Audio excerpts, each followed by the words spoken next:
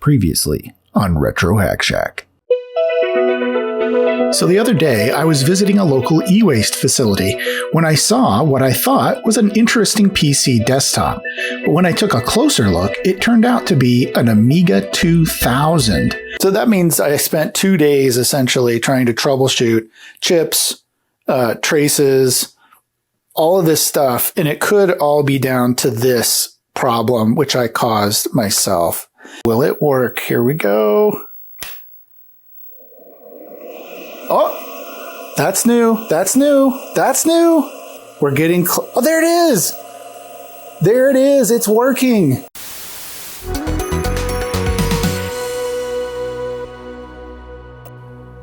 Hey everybody, my name's Aaron. Welcome back to the channel.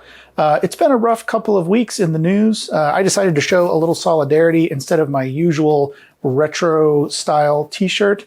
So it's been a little bit hard for me to come back and make the next episode in the Amiga series here. But then I got to thinking maybe it's hard for everyone else out there who's not so happy about what's going on in the world today. And so I really should get out to back to the garage, back to the studio, and make an episode. So that's what we're going to do today. Finally got the Amiga booting, but now what? We got to have some media so that we can run on it, both to see if it works and to just be able to play a game or do something. And as is the case in a lot of the gear that I buy, when I buy a system that I never used as a kid, or even if you did use a system as a kid and you sold everything regrettably long ago, it's time to get some media. And a lot of times when you buy these systems, they don't come with any media. In many cases, you don't have a second system to be able to make a copy of a disc. So how do you get started? Now, I made another episode about this problem, about making software from scratch for the Apple II. If you want to check out that video, I'll link it above. Today's going to be a little bit of a different approach. There are all sorts of things you can do, right? You can obviously buy discs, have someone make you some. You could buy the original discs for a game or something like that that you love, that you want to play. Or you can do what I'm going to do today, which is making reproduction discs. And I'm going to be doing that in a very special way. I'm going to be taking a project, which is really cool. In fact, it's a project that I built a mod for to go with it so that you can use a PC floppy drive and use that PC floppy drive to write Amiga formatted discs. Amiga format and PC format are slightly different. And so you can't just swap one for the other. Something written in PC format, you can't just take that disk and put it natively into an Amiga without some special software to read it. So what I want to do is I want to show you that project where we're going to make Amiga disks starting from scratch on a modern computer using a PC floppy drive. I'm also going to be taking a look at the floppy drives that are in here to see whether they work, what they're used for. So that's what's on the agenda today. Let's get started. Okay, so as an Amiga beginner, the first thing I did to try to figure out how to read and write floppies that I could use for the Amiga was I did a Google search and ended up on this page here, which is a page by a project by Robert Smith, and he's created this thing called it was originally called the Arduino Amiga Floppy Disk Reader. Now it's called Drawbridge. And when I first landed on this page, I had no idea what was going on because there wasn't any description of the project. There's you kind of have to click around to figure out what's going on. So it wasn't really intuitive. And there was only really this video by Neil over at RMC Retro, and I'll get back to that in a minute.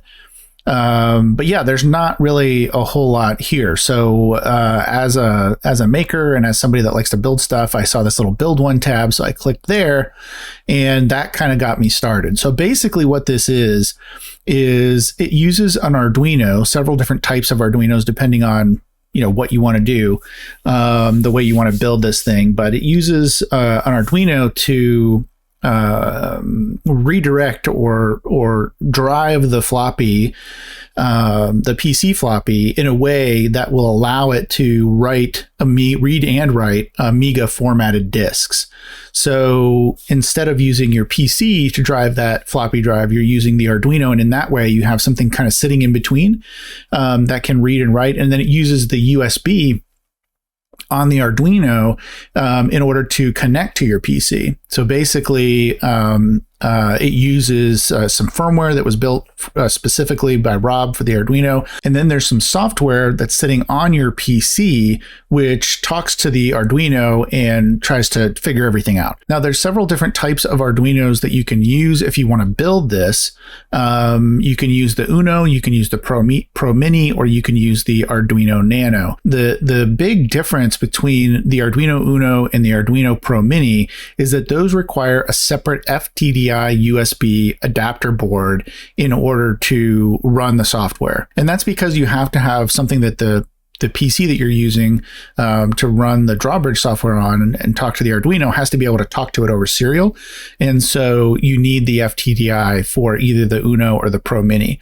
So the solution that I went with, even though it's a slightly harder to implement because you have to solder one wire, I use the Arduino Nano. There's a special, if you use the official Arduino Nano, and this is super important, the official Arduino Nano comes with the FTDI chip, the official FTDI chip on board, which works really well.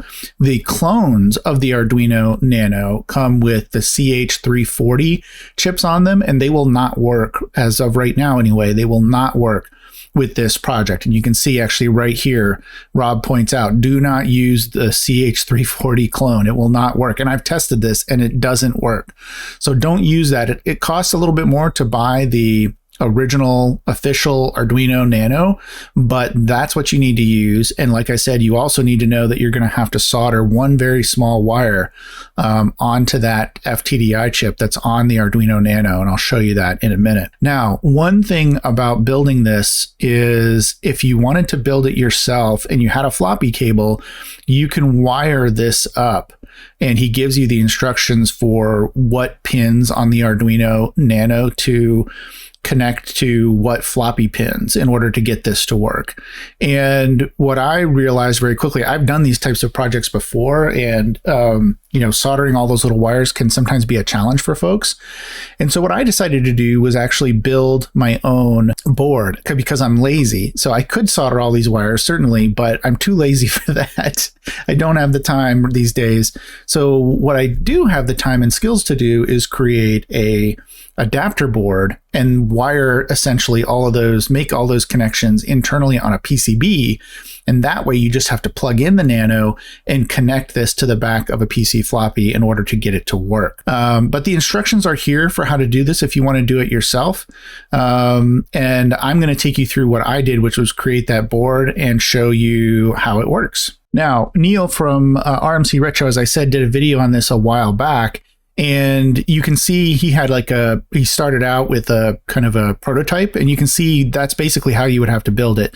You'd have to use an Arduino, and you'd have to solder all those wires. So yeah, kind of messy and time consuming. But in this video, Neil was reviewing another project or another way to adapt this to work, which was kind of using one of those slimline floppy drives, and you can put all the electronics inside the slimline floppy, and that's become really popular. People want to buy these. They're looking for these slimlines so that they can build them. And to me, that's an interesting solution, but I have so many more standard 3.5-inch internal floppy drives laying around that I decided not to go that route and instead just be able to pull any old PC floppy drive off my shelf that I have laying around, and then hook this adapter up to the back of it. And of course, you could even adapt this to 3D print a case around it or whatever. But for me, having this option available, just because it's so quick and easy to take the adapter, plug it in, which I'll show you in a minute, and then have it work to create these floppies, either reading the floppies or writing the floppies. So much easier to do it that way than to use the slimline. Plus, you don't have to semi-permanently break or modify the floppy adapter. Once you're done using the adapter that I made on that internal 3.5-inch floppy drive, you can take it off and then reuse that floppy drive in a PC within seconds. And if you're wondering where to find Amiga floppy disk images on the internet, well, I can't tell you that because of legalities, but let's just say Google is your friend. And speaking of finding things, here's another Penny cam. So Penny's really good at fetch as a retriever. But we decided to play a little trick on her and see if she could find the fetcher. It's a little bit of hide and seek here. So she's really confused at where my son is hiding behind the refrigerator over there. And she was really into trying to find where he was. You can see she's super excited to see if she can find what happened to my son. Who's that? Go get him. Go get him. Ah, there he is. Okay, so let's take a look at this board I designed, and I'll kind of explain how it works. It's pretty simple. It's really just mapping out those connections, as I said, to the way the floppy connections so that it works with the software. That's what it does, but so much easier to do it in this form factor. You can see how small this is. It's smaller than a credit card, and just way easier to do it this way than to worry about soldering all those pins on. So like I said, this was scratching my own itch here. I wanted to do this for me to make it easier, and I figured I would put it on the shop as well for anyone else that wanted to order one. So you can go to retrohackshack.com/shop right now and order one of these, and I'll explain a little bit more about that in a minute, but let me just show you what I did. So I did map out all the connections on the board over to the standard floppy 34-pin floppy connector here, and then the Arduino. When you attach this, that attaches just right in those headers there like that. And then this plugs into your computer over here. And then occasionally, if you need more power for some reason, to spin up, because it's actually using the power from the USB coming in through the Arduino. It's using that power to run the floppy drive. And if you need more power, I also added a 5-volt DC barrel jack here that you could use for additional power if you need it. And then, of course, we have also we have power coming out. This is where the power comes out, by the way. I think I was pointing at this. Power comes out here to go over to plug into the floppy. Now, when I was designing this, a couple of things. I was going to do a board that went across the back of a floppy connector and would just plug in so that the profile would be very thin, so that you could add this to a very thin case, for example. If you had a case from another system or something, you could put that connector back here and it would just plug in more like this, really. Whoops. Plug in more like this to the back.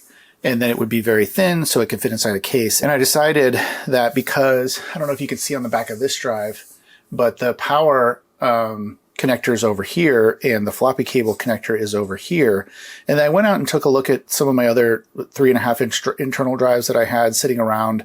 And some of them had the floppy connector over here and the power over here. And it was all kind of a mix mash of how the back of the floppy drive was laid out in terms of connectivity and power. So then I thought, okay, well, if I do something like this, this just plugs in directly to the floppy where the cable would normally go. So that just plugs in like this. It's thinner than the cable would be itself, because just like a floppy cable, you wouldn't want to plug this in upside down. You want to make sure that it's always plugged in the right way. But yeah, so that just plugs in like that. And then the power connector obviously plugs into the power like that. Now, this was revision 1 of this board, and probably on the next revision, I'll just have a standard power header here. In fact, I've got some cables that I'll be selling as well, the standard Molex, the old 4-pin Molex style to floppy. And I'm sure a lot of people have those at home already. So to cut down on the cost, I just ordered a Molex connector to put right on the board. And then you can either supply your own floppy connection, or I'll sell one that you can buy for, a few bucks or something like that on the website. So one other thing about this, let me take it out. I mentioned that there was a wire that you had to solder, and this is it right over here on this chip. So you can see how close together the pins are on this particular chip. This is the FDDI chip that I mentioned. The pin pitch is very, very close together here on this, but you need to solder. You get the original Arduino that has this FTDI chip on it, and then you need to solder pin 11, wire to pin 11, and that wire goes right over here on the board that I labeled CTS. Let me get my hands out of the way. Maybe that'll focus a little better. But this board, it has a connection right underneath that's labeled CTS. You need to make that connection. And On the website, Rob has identified some ways to solder this particular pin on with some Kapton tape. I was able to do it because I have a microscope, or not a, well, sort of my homemade microscope for doing this stuff, which works really well. I was able to solder that pin on and make sure that I didn't bridge it to any of the other pins. This is just some really thin hookup wire. So that's the only thing. Before you buy this, just make sure you're willing to go ahead and solder that wire onto one of these pins. As long as you're comfortable with that, then this should be a breeze for you. You just have to make sure that that is connected. And then once you get that connected, just make sure your wire is kind of in the middle here. And press that on, and just that easy, you're good to go to make Amiga floppies with this adapter board. One other thing I want to mention here, if you're thinking about ordering one of these boards, if you look right down here, hopefully that's in focus, you can see where this is plugged in. There's typically when you plug in a cable, and I don't have one nearby that I can get, but when you plug in a floppy cable, there's a little extra space on each side so that this shrouded housing here, when you plug the cable in, there's pretty much no way that you can get it off one pin one way or the other. But with this adapter, you can get it off by one pin. Again, let me pull this out. I don't know if you can see the pins there. Hopefully you can. But it is possible for me to shift this over by one this way or shift it over by one this way. Doesn't feel very good going in, but I bet I could force it to go in if I wasn't paying attention. So just be careful when you're putting this up that the pins actually line up on both sides all the way across. You don't want any pins showing on one side or the other. You want it to be perfectly centered. And make sure that's lined up before you put this in so that you don't cause yourself some issues down the road. So just one thing to note there if you're thinking about ordering this board. Now, when I need to get a board like this manufactured quickly, I look no further than PCBWay. PCBWay offers inexpensive PCB manufacturing and a whole lot more. Need assembly services? No problem. They can do front side, back side, through-hole components, you name it.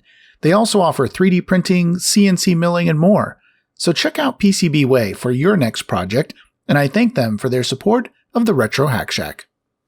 Okay, so let's just go ahead and take a look and see how writing one of these disks actually works with the software. So first of all, you'll notice that I have this plugged in through through USB to my Windows 10 PC, but I'm using an extension in order to record it over here in physical form on the desk and show you the software over there on my computer. I had to use a USB extension cable, which works fine for the data, but by the time the power gets over here, it's dropped below 5 volts. So it wouldn't work properly. I tested it once. It doesn't really work to do the test or do writing of floppies over here because there's just not enough voltage to make it work. So what I've done is I've used that jack that I included on the adapter, and I've plugged this into my desktop power supply, but you could certainly use like a portable battery, USB battery, for example, to do this, or, a 5-volt adapter of some sort. Over here on the computer, you can see when you download the Drawbridge software. Oh, by the way, I've also already uploaded the Arduino sketch to the Arduino board as well. So that was done in advance, and that's covered on other videos. You can watch other videos about how to upload Arduino sketches. And Rob's got, whatever parameters need to be set for uploading. I think it's the default parameters. You just select the Arduino Nano in the sketch and you can upload the sketch that way. But I'm not going to go into the details about how to do that. So now we're looking at the software that runs on the PC, and it's called Drawbridge. This is the latest version. I just pulled this down today. It's version 2.8.7. And you just unzip the folder, and it has a little self-executable here called drawbridgewin.exe. And you just double click that and you get Drawbridge running. Now, one thing to note is that when you go in here, at least for the Nano version, which is what my adapter runs with, when you open this up, you'll see COM1, which is my built-in COM port, so that's always there. COM3, which is the connection to the Arduino, but it also shows this FTDI connection. And the one that you want to use is the COM connection, the serial connection. You don't want to connect directly to the FTDI board. So we're going to choose COM3. And whatever the disk type is, he has some special things that'll allow you to use high density disks. I happen to have an authentic double density disk, 720K, at least in PC land, that's 720K disk in there. So I'll choose double density, but you can also choose auto there. And you want to run the diagnostics first, but just be aware that if you don't have an original Amiga disk for this thing to use to read, the diagnostic won't go very far, but at least it'll show you if the adapter is working and the software is working. So over here, what I've done is I've clicked the little write protect flag on. You need to do that. It'll prompt you to do that, but I just went ahead and did it in advance because it does check that signal to make sure that the drive, that it can see that if it's write protected or not. That's one of the first checks that it does. So I went ahead and flicked that tab there in the disk to make this write protected. So let's go ahead and click on diagnostics, and it'll immediately try to open up COM3 and start talking to the board. Okay, and here we get a normal diagnostics prompt. It's just telling you to insert that disk. Or actually, it's not detecting the disk because I didn't put it in, duh. So let's put the disk in. Okay, now it's in there. But it gives you some nice feedback as well. It tells you that if the disk is inserted, then maybe pin A0 is not connected correctly. Anyway, the write protected disk is now in there, so we hit OK. And then we're back to, this is the normal prompt you would see if you had a disk already in there. And again, if you want to do a write test, it'll prompt you for this later, but if you want to do a write test, make sure that whatever disk in there is okay to be erased later. So we'll just say OK. Did the floppy disk start spinning? And yes, it did. You probably can't see it on camera, but the light is on and it is spinning. It measures the drive RPM and it measures head movement. So if your drive was bad and the head wasn't moving back and forth, that could be an issue. But I did hear the head move, so we'll say yes. Okay, now it tests if the eject detect mechanism is working. So there's a little sensor in here that will detect whether a disk is inserted or not. And that's important for Amigas. That has to be working. Just the drive automatically spins up and looks for a disk all the time. In fact, on an Amiga, you'll hear the drive clicking if there's no drive in there. And that's because it's doing a test every, I forget how many seconds, every 10 seconds or 15 seconds or something, to see if a drive's been inserted or not. So it's important to have this sensor working. So we're testing that now. And immediately it detects it if your drive is working, and it wants you to reinsert it. So we'll do that. There we go. It was detected as double density.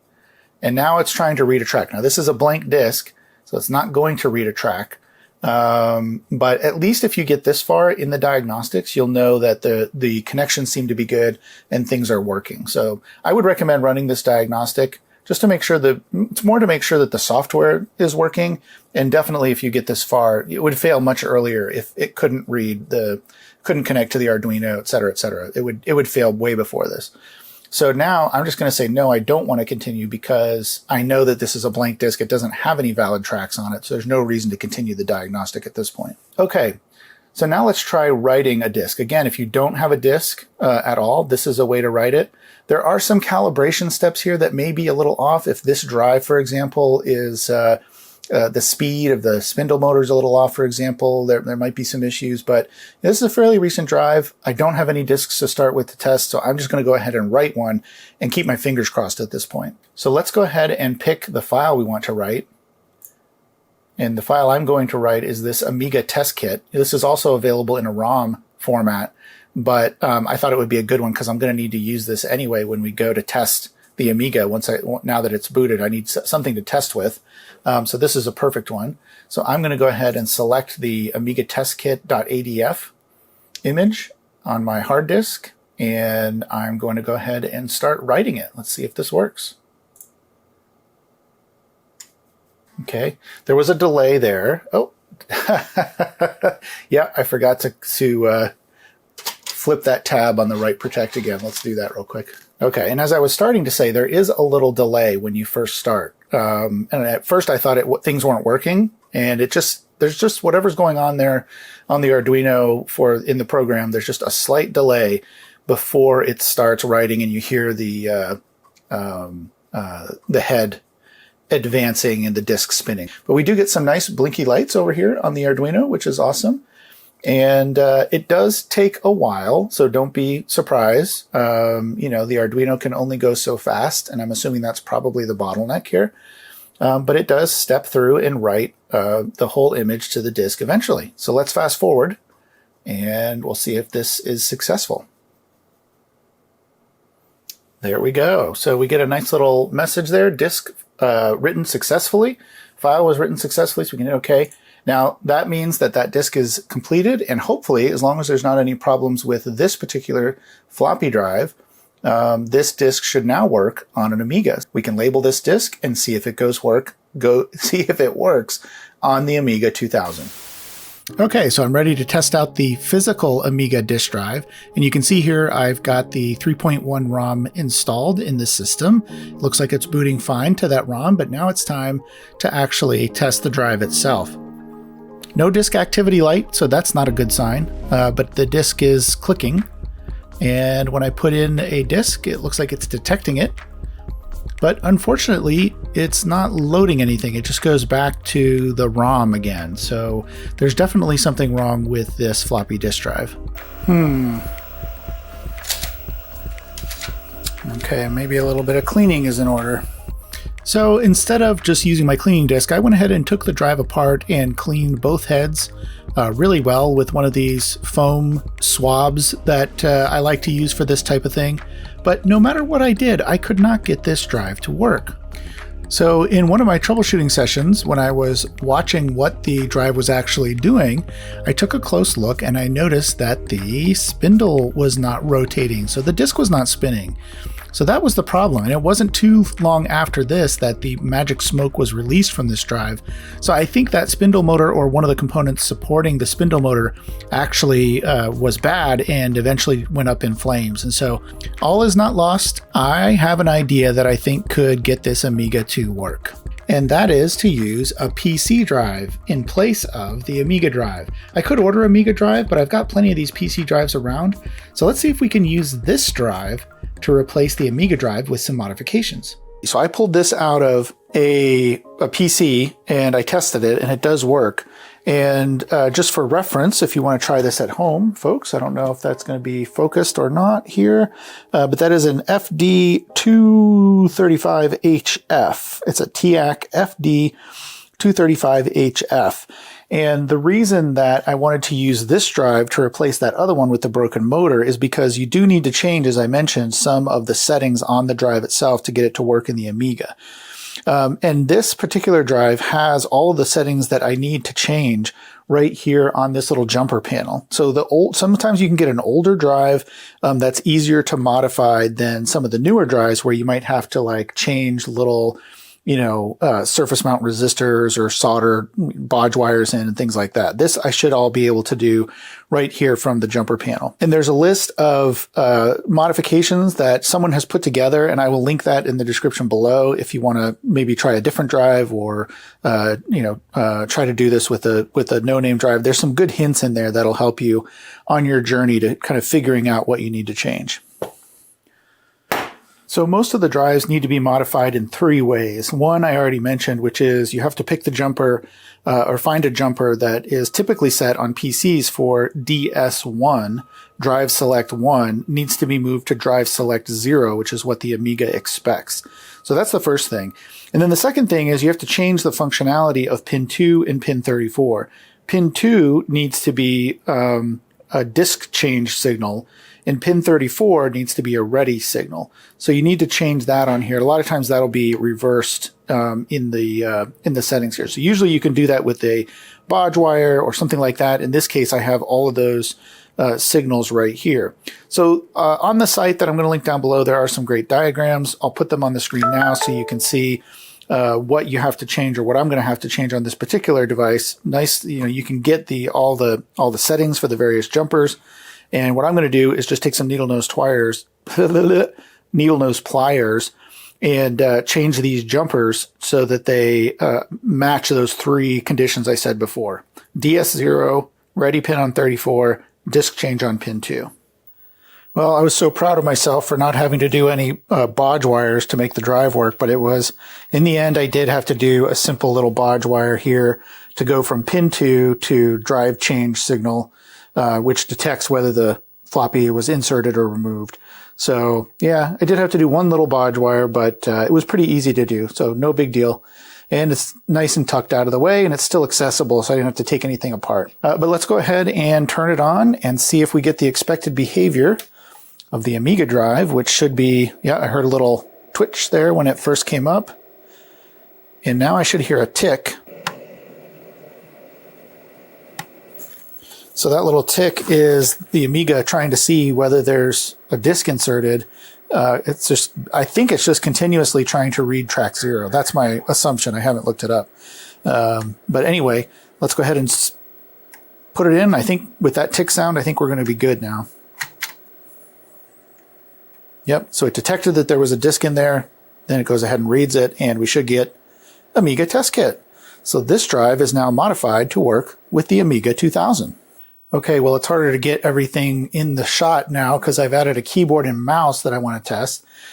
Before I do that, though, I did find out that this particular drive actually was not used with the Amiga. This would have been used with the Bridgeboard card, specifically the XT version of the Bridgeboard card and not the 286 version, because this is a 360K drive. So there may be some modifications you could do to get it to work, but it wasn't sold that way. So interestingly enough, at some point, this Amiga 2000 probably had a Bridgeboard card in it. I'll put this in my drive box and use it for something else, or perhaps if I find a Bridgeboard, I'll come back and add it back into this Amiga 2000. Everything seems to be working now, so let's do some tests. I want to start out with the keyboard test. So the keyboard works enough to get to the keyboard test.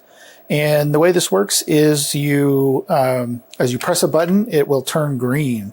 So you can literally just kind of go along and press all the buttons you want. The only thing you can't press is Control and Left Alt at the same time. So I'm just going to go through. I got one bad key there. Keyboards for the Amiga 2000 are particularly expensive. And since this didn't come with the keyboard, I had to source one. And in my case, I think it was around $160 plus shipping to get this keyboard to match the Amiga 2000. There are ways to hook up a PC keyboard. There are some ways that you can swap out signals and things like that and mod the keyboard. If you want you want me to do a video on that and show you how to do it so you can avoid the high cost of finding one of these keyboards, let me know and I will try to work on one of those for the channel. I can test the floppy drive though, so let's do that. And let's do a signal test. And do a read test. And interesting here, it detected, it said no ready signal. Is this a PC or an SCOM drive? As a matter of fact, it is a PC drive. The other nice thing about this test is it's doing both the lower and the upper head. So if you did have a problem here, one of the things you might do is go take a look at one of the heads, either the lower head or the upper head, see if it needs to be cleaned. You can do a video test. That looks pretty good. An audio test. Am I supposed to be hearing music? I guess I have to plug this into the speakers with a RCA cable. Oh, there we go. Let's turn that up.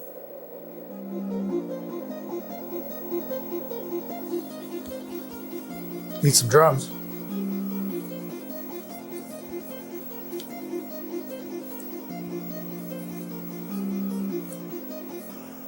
There we go. Ooh, yeah.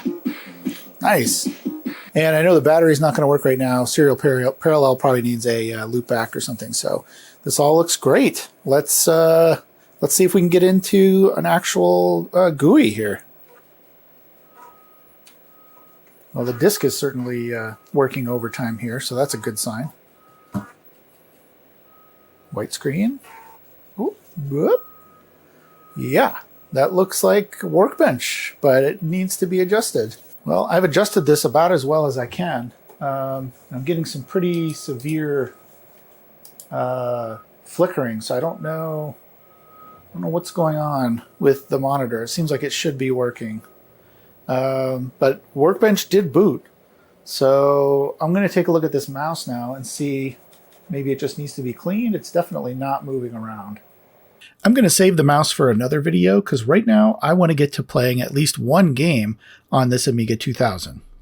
Okay, everybody. Well, I'm out here in the garage, actually using the Commodore 64, the Commodore Amiga 2000, and I've got the classic bouncy ball demo up and running. So things are looking pretty good.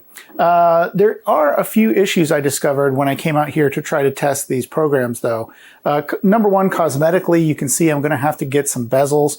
The size of the floppy bezel for the Amiga is smaller, slightly smaller all around than the size of the bezel for a PC. So I'm going to have to try to 3D print something maybe to go in here because it just kind of looks awkward. And then of course we have the big bezel down here, for where the 5 1/4 inch floppy was. So I'm going to have to either find another bezel or 3D print a bezel to go there as well. That's the least of the concerns, though. What I found out was that although some of these programs work, some of the cracked games did not work. And if you know anything about this, let me know in the comments below, because I tried all sorts of stuff to get those cracked games to work. First thing I tried was actually running it on my Amiga 500. They ran fine there. And that's very, very similar to the Amiga 2000, although I do have some upgraded chips in this machine. That could be part of the issue as well. The upgraded Agnes chip, for example, that I have, the fat Agnes that I have in this machine is different than the 500. That potentially could be an issue. Also, the version of Kickstart that I'm running could be an issue. So what I did, and the extra cache actually could be an issue. So all sorts of things could be causing those cracked games not to run. What I did do was I downloaded a disk image called ReloKick, I think is the name of it. ReloKick, which allows you to Kickstart a version, boot into Kickstart version 1.3, which could be part of the problem. And it also allows you to disable cache. So I tried that as well. That didn't work either. I also burned a new ROM, a new 1.3 ROM. In fact, it's sitting right over here. So I burned a new Kickstart ROM using my programmer. And that did work. It booted up into 1.3, but it didn't help the game loading situation with those cracked games. So if you have some ideas, if you're an Amiga expert, obviously I am not. If you think you know what might be going on, put it down in the comments below. I've tested all the memory I don't think I showed that earlier, but I did test all the memory. It's all working fine, and I can load programs just fine, just not the cracked games. I wanted to play Turrican 2. I thought that would be fun to try because I've seen other folks play that and it looks like a lot of fun. It will not load at all. So yeah, I did get some games to load, however. Obviously, I've got this demo loading, which is really cool. I'd never seen it in person before. I've only seen videos, so it's really cool to see this in person. And I've got some other games to show as well. So let's take a look at those. So let's take a look at Wings. Wings was an early flight sim, I believe. Not as old as some of the other flight sims for some of the other platforms, but this is oh yeah, and here's the cracked information here. Skid Row! Call us at blah, blah, blah. And they have all of these numbers for BBSs where you could get into the Skid Row BBS. That was a lot of fun back in the day. But while this is loading, I also went ahead and created a joystick or joystick. It's a gamepad, obviously, but I used a Nintendo NES, original NES gamepad, and reconnected the wires to the right configuration and connected them to a 9-pin D-sub connector, the type that you would use for an Atari or a Commodore 64, for example. And I also included, I don't know if you can see this, I included a little switch. So I epoxied or resined, a little switch on here and connected that so that I can use this A button either as up to go up, because sometimes that's easier in games to have an A button that will jump, because sometimes you press up to jump and it's easier to have a button to jump. And if I turn it the other way, then this becomes button 2. So now I can use this there are some games like Turrican 2 that I believe use 2 buttons on the joystick. So now I can actually play those games, or I can play games where up is jump. I can just use the button to jump. So pretty cool. There's other videos around that talk about how to build this. And yeah, I plan on using this with hopefully most of the games that I want to play on the Amiga 2000. Looks like it's time to insert disc 2. It's interesting, it's calling it Reel 2. I don't know if that's an artifact of the game, or I don't know. Did they call it Reel 2? It says insert disc under here. It says Reel 2 there. That's kind of interesting. Okay, and it's not loading. I have a mouse, a working mouse now. I didn't include that. It was not working at first. I didn't include all that in this episode. I'm going to save that repair for a follow-up episode because it was kind of a long process and deserves more time than I have in this episode to show. But it is working. All right, here we go. And I can actually move the little pointer around with the joystick, so that's cool. Cool, this is pretty cool. And the graphics are very good considering that this is running off of 2 floppy disks, 2 800K floppy disks. So that's pretty darn cool. More dialogue. Yay. Oh my word, disk swapping galore. Yay, here we go. We're up in the air. It's not super responsive, but it does work. I just have to find some people to shoot down, I guess. Oh, there they are right there. You can see them over on the left. Here we go.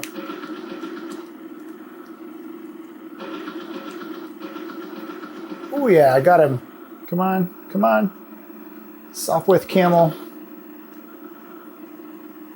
Let's see if I can get this guy. I don't know how far these bullets actually go. Oh, there he is. Oh yeah, he's going down. Going down in a blaze of glory, maybe. Ah, there we go. Once again, the 56th strikes fear into the hearts of the enemy. So I guess I finally got him. I don't know exactly what I was doing, but it is kind of fun to play. And, you know, it's a little slow and a little clunky. Now, I am using the 68,000 in here. This is not using the accelerator card. So I'm expecting things to run a little bit slower than they would on with an accelerator card and extra memory in there. But it does work, and so I'm pretty happy with it. Very cool. Okay, now let's load some Defender of the Crown. Classic game for the Amiga. Okay, I don't know if you can hear this, but the music sounds off.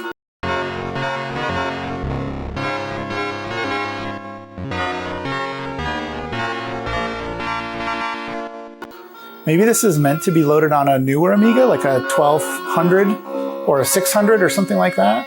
But yeah, this sounds really off. I'm going to turn it down just a bit. Let me know if you're a Defender of the Crown fan. Is this running slow and weird, or is this the way it's supposed to sound? I don't know. So once again, the graphics look really, really good on this game. I'm super impressed with how it looks. I want to do a tournament because the only thing that I really know about Defender of the Crown is that you could do jousting, I think, with the mouse. So let's give that a try. Oh, more disc swapping. Yes, here we are at the tournament. Very exciting. Yes, let's begin the tournament as soon as the disc loads. Everyone's waiting patiently for the disc drive on the Amiga. Here we go.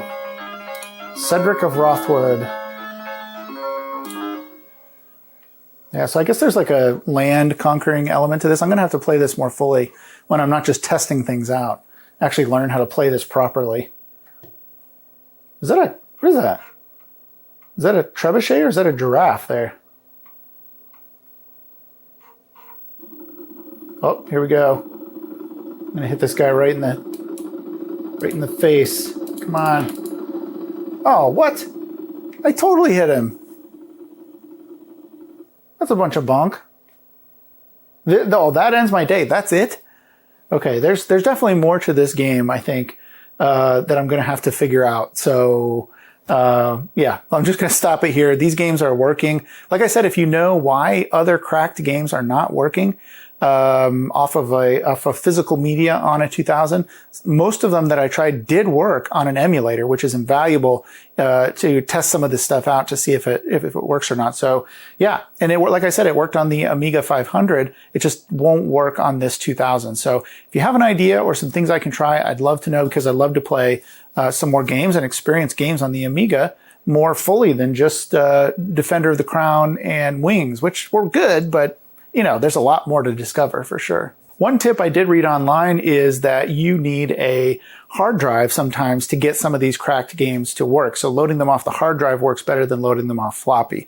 And I'm going to get there. So I still have cards to test, that accelerator card especially. I want to be able to explore some more mods for this, not only making my own floppies, but what about, putting in a GoTech drive, for example, or emulating a SCSI drive. Will that work? And then also getting HDMI video out of an Amiga. I have some different boards I'm going to be selling on my website to deal with both Amiga and Atari ST HDMI out. So yeah, I need to get to all of that, and that'll be coming up in future episodes. I'm going to take a little bit of a break from the Amiga because I've got some other stuff I want to do, and it seems like I could be doing Amiga for the rest of the year. So I'm going to take a little break from the Amiga, do a couple other episodes, and then come back, talk about how I fixed up this mouse and all of those cool things. So if you like this episode, hit the like button and hit subscribe if you're not a subscriber already. That'll make sure that my content shows up in your subscriber feed and just on your homepage in general. And then, of course, you can become a patron. Thanks to all my patrons. I really appreciate your support and your patience with me over the last few weeks as I've been in kind of a bad news stupor around here, and work has been crazy as well. That doesn't help. But anyway, come back next time for a slightly different episode, a non-Amiga episode about something else really fun and cool. So until next time, thanks for watching. Patrons receive ad-free and early access to content after the episode commentary, and of course, your name in the credits. If you liked that episode, here's a few more you might enjoy, and I thank you for your support. End of line.